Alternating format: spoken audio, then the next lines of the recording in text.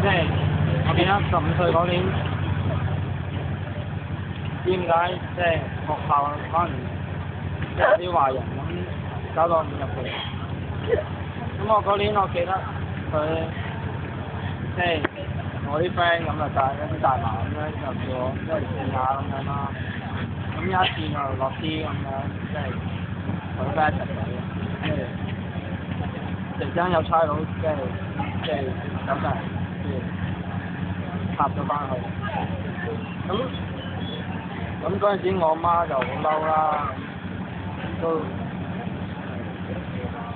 即係我又講我出，即係我離家出走咁樣，不過好彩，即係突然之間唔知點解我即係腦海入邊咧就好似即係突然之間好似有個人就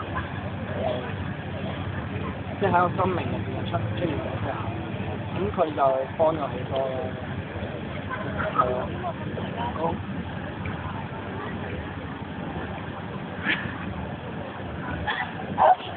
即係我媽冇放棄我咯，我好開心咯，即係好彩有人俾機會我。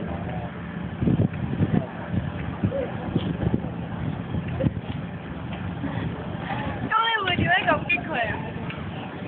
我點感激佢？我真係我呢世都真係做乜都彌補唔到。咁點解你唔俾咗佢嘅？我諗過自殺㗎，即係你睇下我手臂又一刀刀咁樣，不過都好彩係我阿媽。出嚟睇下。就喺呢度啫嘛，呢度。係啊，即係多謝我阿媽咯，即係我咁錯佢都俾機會我，可以真係。唔好咁傷心啦！真係好多謝佢。咁得㗎啦，多謝你接受我。